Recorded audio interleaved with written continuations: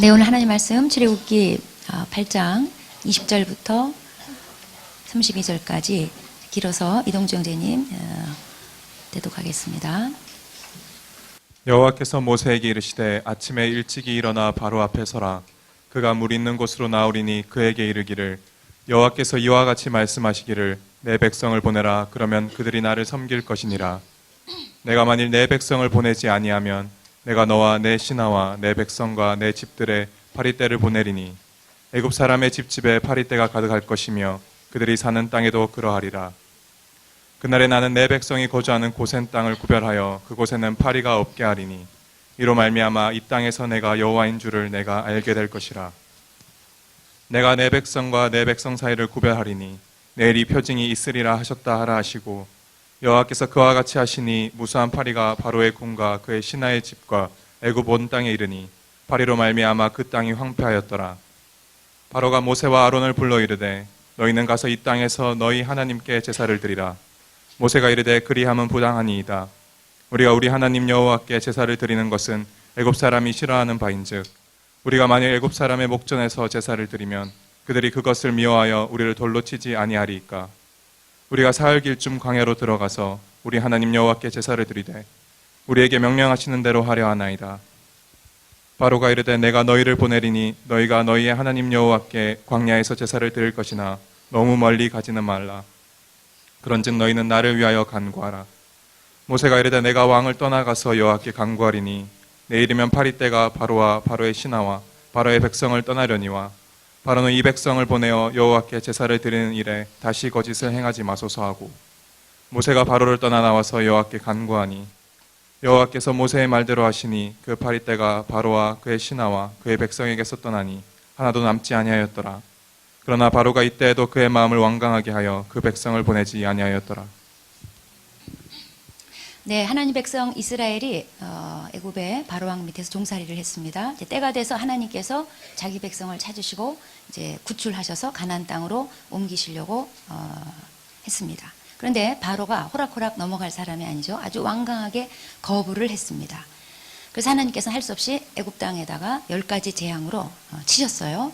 맨 마지막 재앙은 애굽에 있는 모든 사람이든 짐승이든 모든 자식 또는 첫 새끼를 전부 다 하나님께서 쳐서 죽이시는 그런 재앙을 내리셨고 마침내 바로 왕이 두 손 번쩍 들고 제발 나가라, 당장 나가라 하면서 이스라엘을 내보내줬어요. 근데 여기서 질문이 생깁니다. 하나님이 이스라엘 백성을 정말 애굽 땅에서 바로 손아귀에서 빼낼 생각이었다면 굳이 애굽을 치실 필요가 있었을까? 여러분은 그런 질문이 안 드세요? 예. 하나님이 정말 이스라엘 백성 빼낼 생각이라면 뭘 싸워요? 그냥 이스라엘 백성을 예를 들어서 하나님 보통 능력이 많으십니까? 전지전능하신데 회리바람 같은 거 확 불어가지고 이스라엘 백성은요 몽땅 확 들어가지고 에녹도 승천하고 엘리야도 승천. 하나님 그거 못하시겠어요?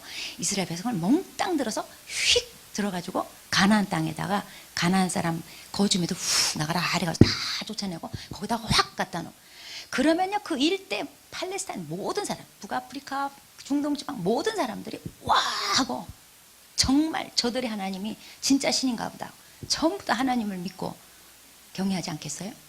그리고 이스라엘 백성도 한번 훅 떴다가 탁 가나안 땅에 들어가면요 야 하나님 짱이다 진짜 하나님 믿어야 되겠다 이렇게 생각하지 않겠어요? 근데 하나님은 그렇게 하지 않았어요. 또 왜 재앙을 10가지씩이나 정말 하나님이 바로 왕의 마음이 강팍하다는 거 모르시는 분이겠습니까? 다 알아요. 처음부터 아실 것 같으면 그냥 처음부터 센 거 그냥 첫 재앙부터 애굽의 모든 장자들을 싹 다 죽이심으로 인해서 꼼짝 못하게 하시고 두 손 들게 해서 빼오시면 되잖아요. 근데 왜 10가지 재앙을 차례차례 하나님이 계속 순서대로 재앙을 내리셨을까? 그것은 바로에게 회개의 기회였어요. 하나님께서 무수한 이적들을 보이면서 치셨단 말이에요. 근데 바로는 그때뿐이었어요. 이스라엘을 보내줄 듯 하면서 안 보내줘요. 그때뿐이에요. 하나님께서 계속 오래 참으셨어요. 하지만 바로의 마음은 바로의 반응은 마음을 계속 강팍하게 먹는 거였어요. 바로에게 주어진 이 회개의 기회를 바로는 거부했습니다. 충분히 주셨어요. 오늘날에도 우리 삶 속에 하나님께서 회개의 기회를 충분히 주셔요. 맨 마지막은 아주 무척 센 거예요. 또 하나님께서 10가지 재앙을 계속 이게 차례대로 내리신 이유는 이스라엘 백성한테 교육을 위해서 그랬습니다. 하나님이 내리신 10가지 재앙은 전부 다 당시 애굽 사람들이 우상으로 섬기고 있던 신들을 대상으로 해서 의도적으로 골라가지고 재앙의 도구로 삼으셨어요. 예를 들면 첫 번째 재앙은 나일강 물이 피로 바뀌는 거예요. 그래가지고 전부 다 물고기 살지 못해서 썩어서 다 둥둥 뜨고 피 올라오고 난리가 났어요. 당시 애굽 사람들은 나일강을 자기 생명줄이었기 때문에 신으로 숭배했어요. 거기가 생명의 원천인 줄 알았어요. 그런데 자기네들이 생명의 원천이라고 생각했던 나일강이 하루아침에 피비린내 나는 죽음의 강으로 바뀌어버렸어요. 좌절이죠. 또 개구리 재앙도 내리셨습니다. 개구리는 번식력이 좋아가지고 애굽 사람들이 다산의 신으로 섬겼어요. 근데 이 개구리가 그냥 온 천하를 집집마다 그냥 온 땅이고 전부 다 싹 뒤엎어버렸어요.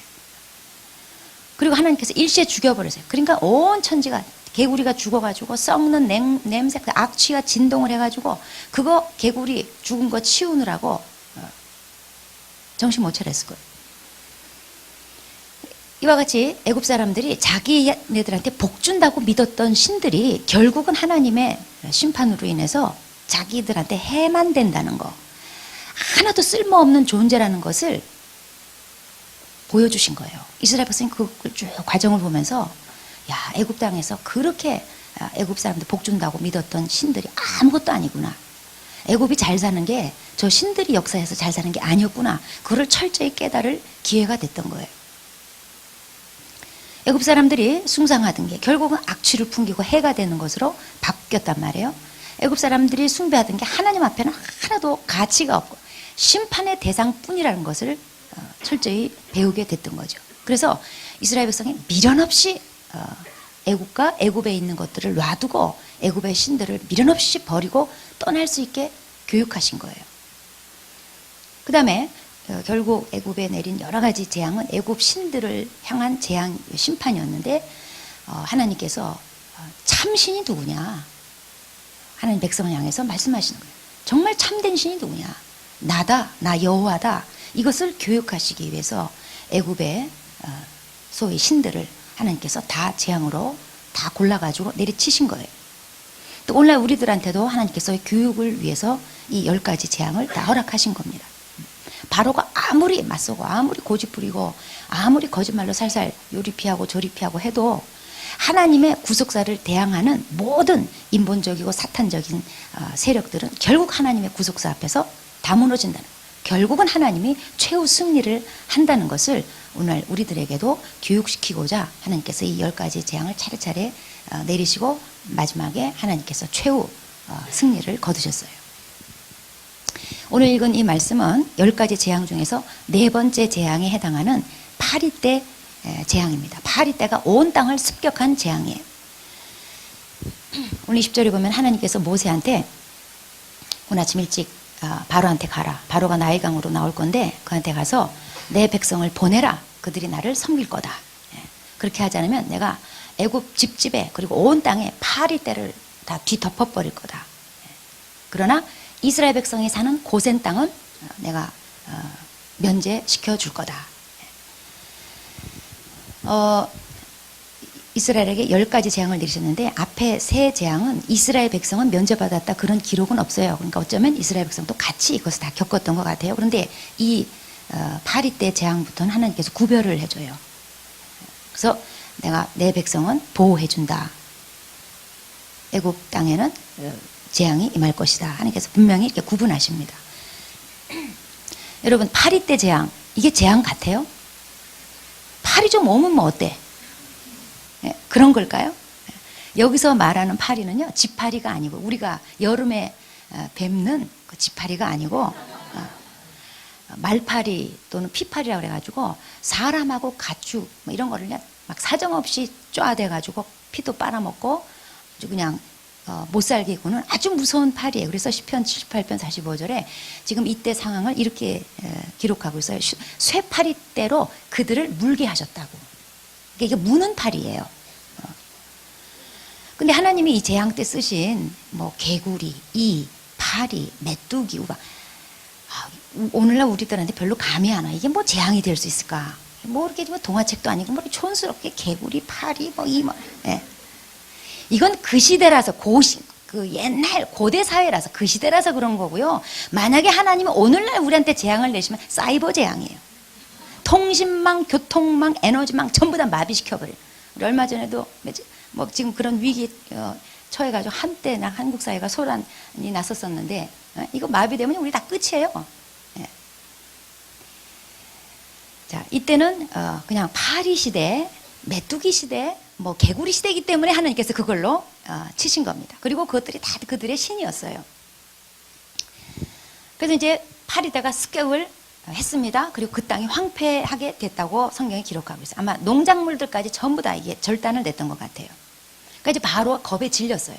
그래서 이제 모세하고 아론을 다시 불러가지고 좋다, 하나님한테 제사 드려라. 단 이 땅에서 드려라 하면서 타협안을 제시해요. 모세는 바로는 재앙은 면해 보면서 이스라엘 백성은 자기 손 안에 계속 묶어두려는 속셈이었던 거예요. 모세가 여기에 대해서 타협하지 않았습니다. 26절, 17절에 보면은 우리는 사흘길쯤 가서 광야로 들어가서 거기서 제사 드릴 겁니다. 즉 시내산 거리를 말해요. 걸어서 한 3일 가면 시내산이 나오는 거리래요. 뚝 떨어져서 거기서 하나님을 섬길 겁니다. 하고 타협안에 응하지 않아요. 그러면서 하나님께 제사를 드리되 하나님이 우리에게 명령하신 그대로 우리는 할 겁니다. 즉 당신 손아귀에서 완전히 벗어나서 제사를 드릴 겁니다. 이렇게 거부합니다. 그러니까 바로 왕이 28절에 보면은 다시 한번 두 번째 타협안을 제시해요. 좋다, 가라, 너네 보내준다. 하나님께 제사 드려라. 그런데 어디서 드리냐면 광야에 너무 멀리는 가지 말아라. 그게 이제 바로가 제시한 두 번째 타협안이었어요. 그러니까 애굽 변방의 광야 어디쯤에 가서 하나님 섬기고 살아라 이거예요. 이건 무슨 속셈이냐면 유사시에 군대를 풀어서 다시 잡아들일 수 있는 거리에 머물러 있어라 그 말이에요. 그러면서 바로 왕은 나를 위해서 기도해달라. 바로는 지금 회개하거나 순종할 생각 전혀 없어요. 그냥 혜택만 누리겠다는 거예요. 하나님과 올바른 관계는 관심 없어요. 그냥 하나님을 이용해서, 하나님이 좀 능력이 있긴 있는 것 같아요. 그러니까 하나님을 이용해서 자기 욕심을 채우겠다. 이런 심보예요. 이게 바로 어리석은 자들의 부탁이에요. 어리석은 자들의 소원이에요. 하나님과 관계 회복하는 데는 관심 없어요. 그런 거 신경 안 써요. 자기가 회개하고 순종하고 이런 건 신경 안 써요. 그럼 거추장스러워요. 그냥 하나님으로부터 오는 혜택만 누리겠다. 나한테 불편한 거 다 띄워주고 좋은 건 주시고 그리고 나는 안 바뀌겠다. 그런 얘기예요. 오늘날 그리스도인들 가운데도 또는 예수 믿지 않는 사람 말할 것도 없고 이런 태도 가진 사람 많아요. 하나님과 관계 회복은 관심 없어요. 뭐 회개하고 순종하고 이런 거 힘들어요. 귀찮아요. 그냥 난 그대로 있을 테니까 날 위해서 기도해 주세요. 그래서 셀에 와서 기도해 달라고 하고 예수 믿는 사람한테 가족들한테 기도해 달라고 그래요. 우리 교회 모 형제가 몇 년째 이런 태도를 가진 형제가 있었어요. 예. 맨날 밖에서 사고 치고 뻘짓하고 그리고 이제 어느 날 나타나서 기도해 주세요. 그래서 처음에는 셀에서 열심히 기도해 주고 저도 그냥 시시때때로 기도를 해줬어요. 그랬다가 최근에 얼마 전에 3천만짜리 고사판에 가가지고 회사에서 3천만 원짜리 들여서 고사를 지냈는데 거기 무당이 자기를 지명하여 불러, 너는 내 것이라 지명하여 불러 나와라 이래가지고 또 기어 나가서 또 이렇게 뭘 절하고 뭐 다 그분을 섬겼대요. 예. 근데 찝찝한 거예요. 뭐 성경 아는 건 없지만 왠지 이러면 안 될 것 같아. 근데 그 상황에서는 또 아무래도 잘릴 것 같으니까 나가서 뻑 절하고 할 거 다 했으나 더 이제 좀 찝찝한 거죠. 그러면서 자기가 상태가 또 이상해지는 거예요. 가뜩이나 원래 상태 안 좋은데 야리꾸리하게 뭔가 좀 이상해지는 거예요. 그래서 귀신 붙은 것 같은 느낌이 드는 거죠. 제가 딱 보니까 붙은 거예요. 그래서 이제 저를 기도받으러 오겠다고 연락이 왔어요. 제가 몇 년째 참다가 오지 말라 그랬어요. 괘씸하다고. 예. 바로하고 똑같은 거예요. 자기는 하나님 관계 하나도 변할 생각 없고 회개하고 순종할 생각 없고 뭐 묻으면 와서 띄워주세요. 교회 와서. 그러니까 이용하는 거예요, 하나님을. 예. 그리고 저를 이용하는 거예요. 예. 혜택만 누리겠다는 거예요. 예. 그래서 제가 겁 팍팍 줬죠. 그 3천만짜리 고상가 본데 비싼 귀신이 붙었을 거다. 당분간 고생해라. 고생 쪽쪽 해보고 정신 차려라. 앞으로 나 절대로 이런 거 나 기도 안 해준다. 하나님 관계 회복을 먼저 해라. 기도 안 해줬어요. 예. 여러분 계속 이런 태도로 사는 사람들은 저는 기도 안 해줄 겁니다. 앞으로 초신자는 다 해줘. 물론 다 해줘. 예. 새신자 초신자 다 해줘요. 그런데 계속 이런 식으로 자기가 바뀔 생각은 안 하고 자기 삶이 바뀔 생각은 안 하고 와서 기도로 혜택만 누리겠다는 이런 태도를 가진 사람 저는 이제 안 해줄 거예요. 오늘 선포했습니다. 자, 그런데 이제 29절에 보니까 모세는 기도해 줬어요. 이게 저와 모세의 차이점이에요.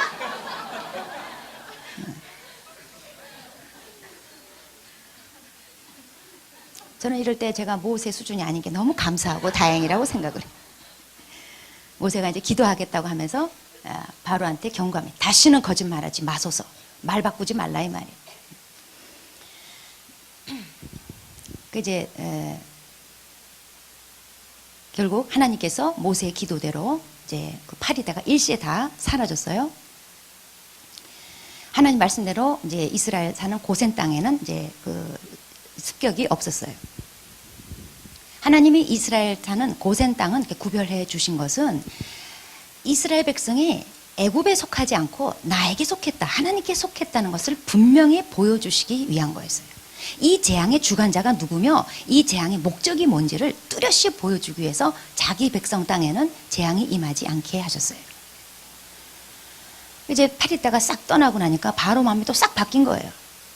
자기 마음을 강팍하게 하고 하나님이 백성 보내라고 분명히 했건만 또 거부합니다. 엄청난 기적 앞에서도 강팍한 자는 하나님께 항복하지 않아요. 그래서 기적이 능사는 아니에요. 이런 말이 있습니다. 같은 태양 아래서 얼음은 녹지만 진흙은 굳는다. 네. 여러분 셀에서 은혜가 있어도요. 어떤 사람은 녹는데 똑같은 상황인데 어떤 사람은 굳어가요. 교회에 은혜가 넘쳐도요. 어떤 사람은 녹는데 어떤 사람은 마음을 굳게만 해가요. 우리가 기적이 안 일어나서 우리의 믿음이 성장하지 않는 게 아니에요. 아무리 하나님의 큰 은혜 속에 살아도 진흙처럼 굳어지는 사람은 계속 굳어져 가요.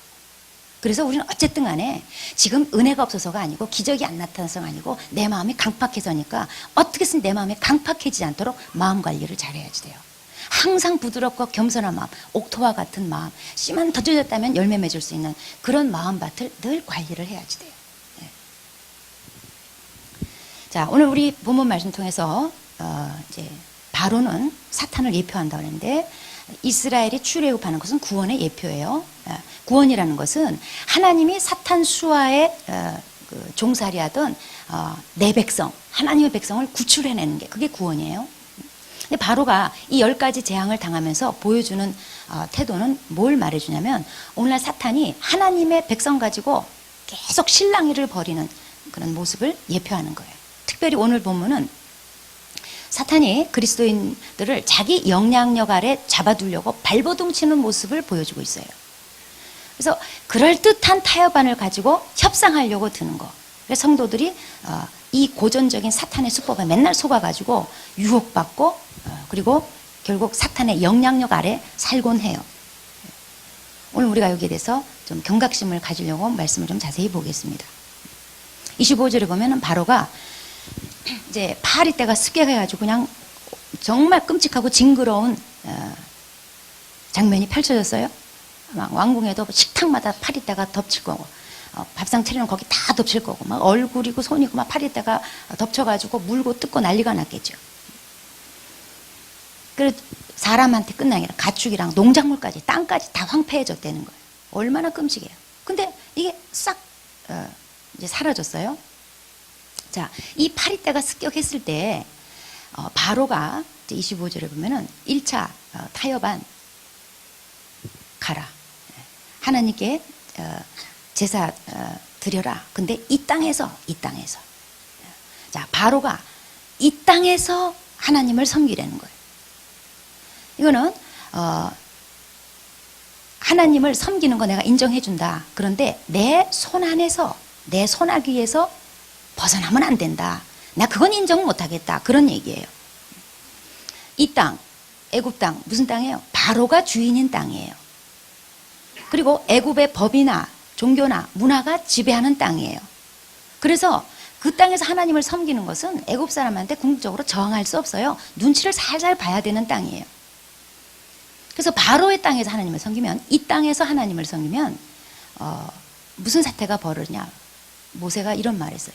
만약 여기서 하나님을 섬길 것 같으면 우리는 짐승을 잡아서 희생 제사를 드리는 걸로 하나님을 예배하고 제사를 드리는데, 애굽 사람들은 그거 보면 우리 다 죽이려고 할 겁니다. 당시 애굽 사람들은 짐승을 신으로 숭배했기 때문에 짐승을 잡아서 죽여가지고 제사를, 이거는 그들한테 아주 혐오스러운, 아주 싫어하는 일이었어요.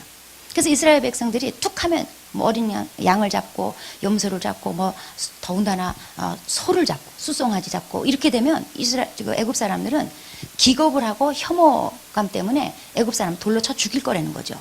모세가 그런 말을 했어요. 자, 이 땅에서, 즉 바로의 땅에서 하나님을 섬기는 이스라엘 백성이라는 것은 뭐냐면, 오늘 우리 그리스도인들에게 이런 사람, 이런 부류의 사람들입니다. 세상의 비난이나 불이익을 두려워하면서 세상 가치관 그대로, 옛생활 그대로 유지하면서 세상 사람들하고 다를 바 없는 그리스도인으로 살아가는 그런 사람들을 가리키는 거예요. 내 육신이 원하는 대로 먹고 마시고 보고 행동하고 죄 짓는 육적인 그리스도인들을 말하는 거예요. 사탄이 사주하는 대로, 사탄이 충동질을 하는 대로 행하는 그리스도인을 말해요. 그러나 교회는 다녀요. 예수는 믿어요. 그게 바로 이 땅에서 하나님을 섬기는 거예요. 바로의 땅에서 하나님께 제사를 드리는 거예요. 사람들이 애굽 사람 돌로 칠까 봐 신경 쓰이고 무섭고, 그래서 대놓고는 못해요. 그래서 모세가 거부했습니다. 그러면서 하나님이 우리에게 명령하시는 대로 하려 하나이다. 딱 잘라 말했어요. 그러니까 바로가 이제 두 번째 타협안 내놓죠. 좋다. 가긴 가는데 너무 멀리 가지는 말아라. 너무 멀리 가지 마라.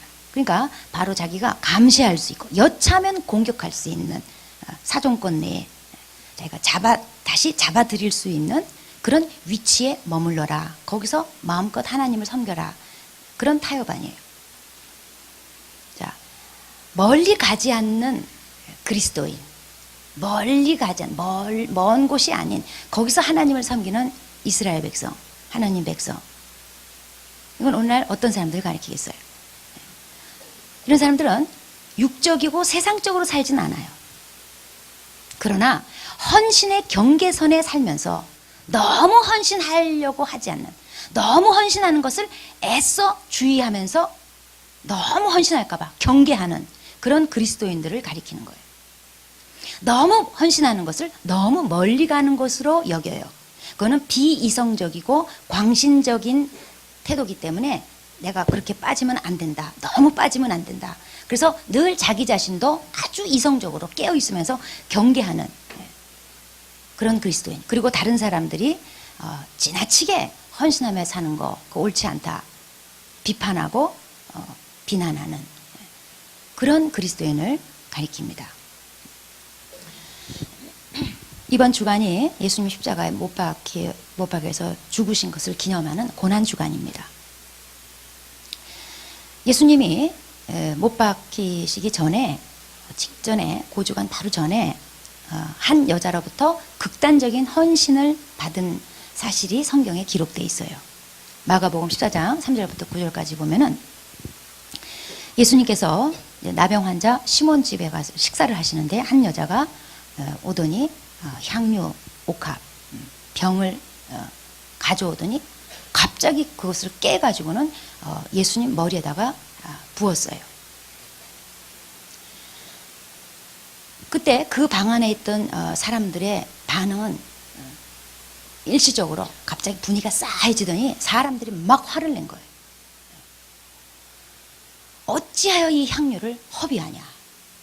또는 이거 300대는 그 정도 값이 나가는데 이걸 이렇게 한꺼번에 붓다니. 아니 예수님도 좋지만 이걸 이렇게 한꺼번에 허비하다니. 그러면서 막 화를 내고 꼬치꼬치 따지고 난리가 났어요. 300데나리온이라는 것은 이제 당시에 1년치 노동자 월급 안 쓰고 푼푼히 다 고스란히 모아둔 돈이니까 요즘으로 치면 한 1,000만 원 되는 정기금 깨가지고 헌금한 거예요. 한순간에 1,000만 원을 평생 나눠서 헌금하지 않고 한순간에 정기금 깨가지고 한순간에 헌금한 거예요. 예. 근데 그 방 안에 있던 사람들 눈에는 그게 허비였어요. 허비. 물론 항상 이런 식으로 깨싸면은 이거는 개념 없는 거예요. 근데 이 여자는 뭔가 그때 감동이 있었던 것 같아요. 어쩌면 예수님의 십자가 못 박혀 죽으시는 것을 예감했었고 그때가 이제 다 왔다는 것을 알았을지도 모르겠고 최소한 그걸 몰랐다 할지라도 이 예수님이 나한테 얼마나 귀한 분이신가 그것을 이 여자는 알았던 거예요. 근데 결과적으로 예수님께서 곧 죽으셨어요. 그래서 결과적으로 그 사건은 뭐가 됐냐면 예수님의 장례를 준비하는 것이 되고 말았어요. 이스라엘의 풍습은 사람이 죽으면 이렇게 향유를 갖다가 부어요. 그러니까 알고 보니까 그 여자의 행동은 예언적인 행동이었던 거예요. 그 예수님께서 그 여자의 행동을 칭찬하시면서 가만 놔둬라. 다른 사람들을 입을 다물게 했어요. 그 여자는 향유를 부은 한순간에 돈 1,000만 원어치의 향유.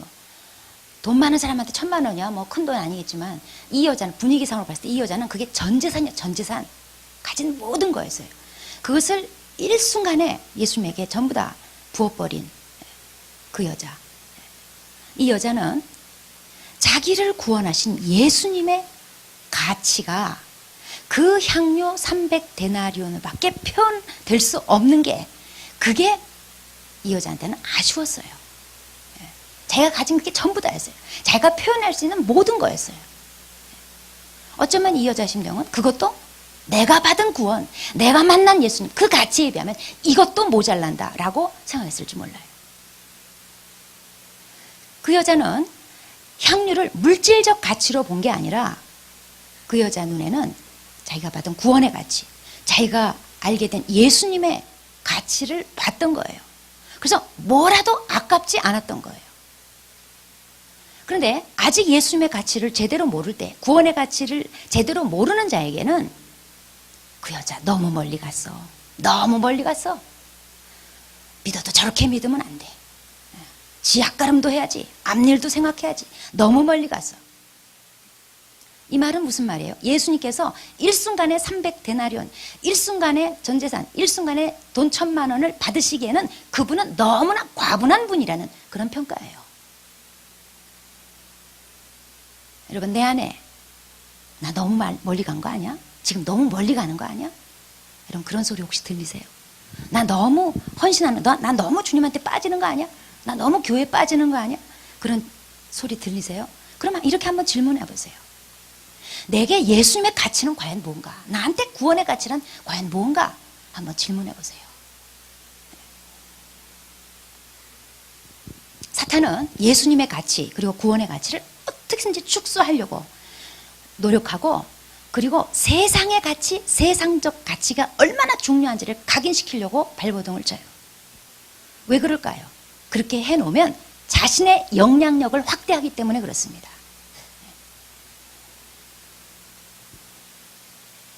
너무 멀리 가는 거. 즉 확실하게 예수님 믿고 확실하게 헌신하는 거. 이런 것은 사탄의 장악력, 사탄의 영향력으로부터 확실하게 멀어지는 것이기 때문에, 벗어나는 것이기 때문에 사탄은 어떻게든지 예수님의 가치를 축소시키고 구원의 가치를 잘 못 보게 하고 현실적 가치, 세상적 가치, 세상에 있는 것들의 가치 그냥 이게 얼마나 중요한지를 자꾸 가르쳐줘요. 자꾸 부각시켜요.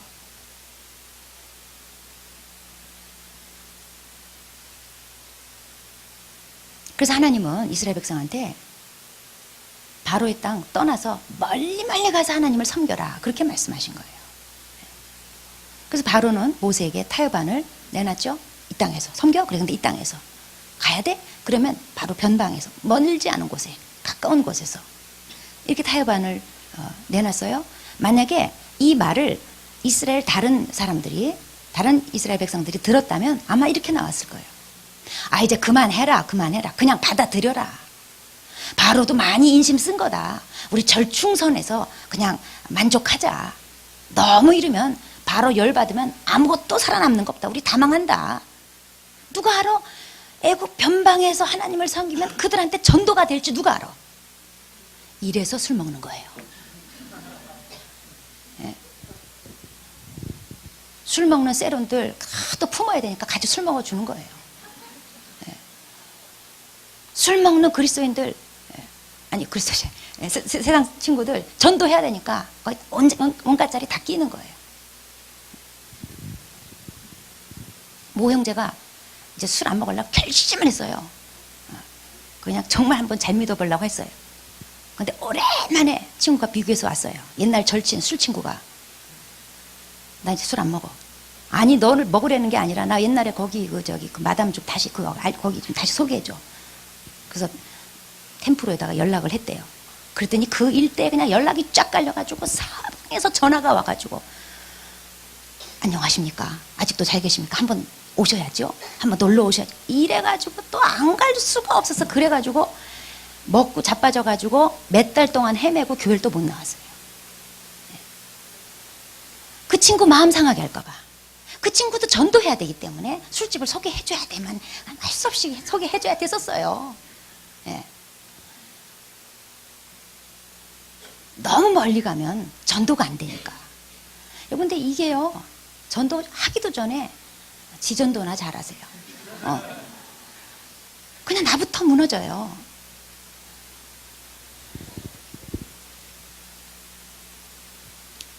애국 변방에서 하나님을 섬기면 일단 눈치 보여요.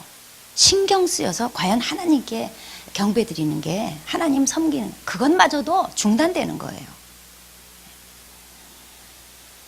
적당한 헌신하며 사는 거, 적당한 헌신은 자꾸 세상 사람들을 눈치 보게 만들어요. 신경 쓰게 만들어요. 다른 말로 해서 사탄 눈치 보는 거예요. 사탄 신경 쓰는 거예요.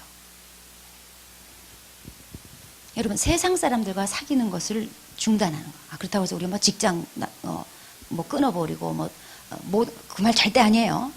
깊이 있는 사귐, 그들을 따라가는, 그들을 모방하는 사귐을 얘기하는 거예요. 세상 사람들과의 사귐을 중단하는 것은 즐거움이 끝나는 게 아니에요. 하나님 우리를 불러내신, 우리가 속한 하나님의 나라는 의와 평강과 희락의 나라예요. 진짜 즐거움이 거기 있어요. 여러분, 확실한 헌신하는 것을 형벌로 보지 마세요. 예수님한테 향유 부은 그 여인은 정말 마음속에 기뻤을 거예요. 다른 사람들은 다 열받아가지고 다 화났어요. 근데 그 여자는 기뻤어요. 이걸 누가 알겠어요? 애국 변방에서 하나님을 섬기는 사람, 즉 어정띠게 헌신하고 사는 사람들은 애국 사람 때문에 수시로, 세상 사람 때문에 수시로 불안해요.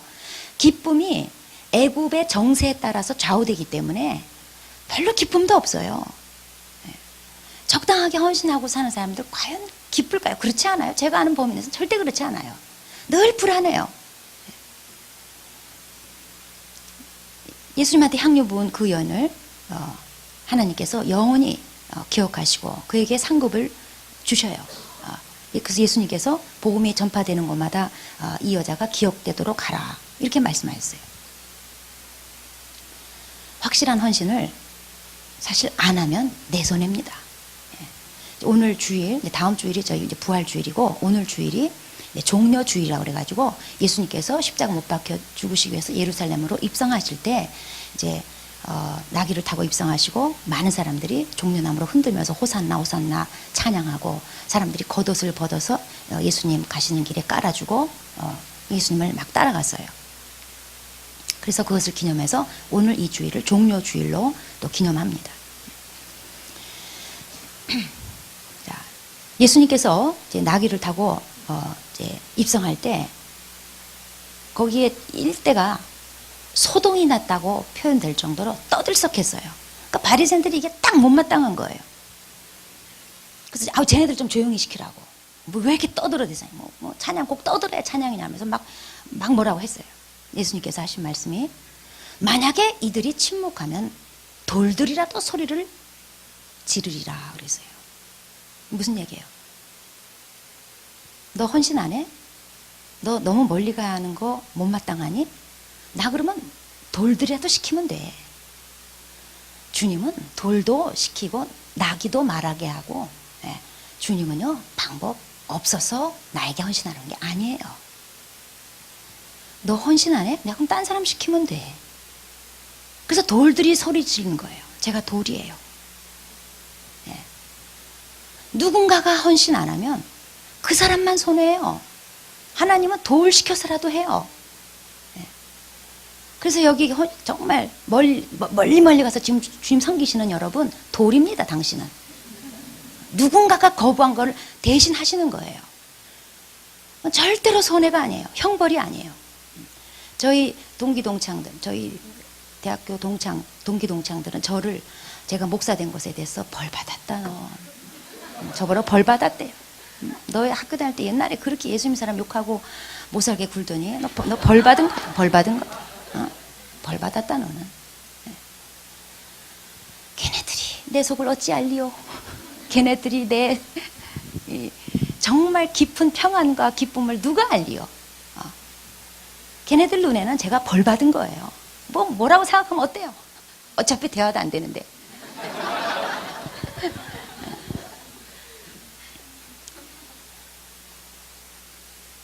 헌신을 모르는 사람들한테는요, 미련하고 바보같이 헌신하고 사는 사람들은요, 너무 멀리 간 사람들은요, 벌 받은 걸로 생각해요.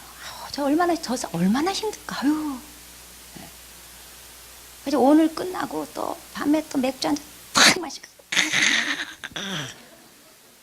우리 목자는 말이야 이 맛도 모르고 참 바보같이 미련하게 내가 이 맛에 산다니까. 과연 그 기쁨이 하룻밤이나 넘길까. 근데 또 이제 문제 터지면 다 터져가지고 또 기어와서 목자한테 기도 한 번만 해달라고 또 오겠죠. 근데 정말 헌신하는 사람들의 정말 그 속에서 올라오는 평안과 기쁨은 헌신 안 해본 사람요, 그렇게 살지 않은 사람들은 몰라요. 그냥 저게 벌 받아서 저러고 산다고 미련한 것들 같으니라고. 여러분, 우리 교회에서도 그런 미련한 것들이 있어요. 그런 돌들이 있습니다. 형벌이 아닙니다. 정말 그 사람들 속에 삶은 좀 힘든 건 있어도 정말 남들이 알지 못하는 깊이 묻힌 보배로다 평화로다 평안이 있어요. 헌신은 사실 나를 위한 거예요. 멀리 가서 사탄의 영향력으로부터 멀리 떨어져서 주님을 섬겨야지 돼요. 멀리 가서 세상으로부터 멀리 가서 주님을 섬길 때 사탄의 영향력으로부터 확실하게 벗어나는 거예요. 애굽이란 땅이 어떤 땅입니까? 무자비하게 학대받고 노예됐던 땅이에요. 그걸 잊으면 안 돼요. 사탄의 손아귀에 살던 땅, 무자비하게 학대받고 노예로 살던 땅이에요. 그 땅은 멀리 떠날 필요가 있어요. 그래서 확실하게 하나님 사랑하고 확실하게 예수 믿고 확실하게 헌신하고 삽시다. 기도하겠습니다.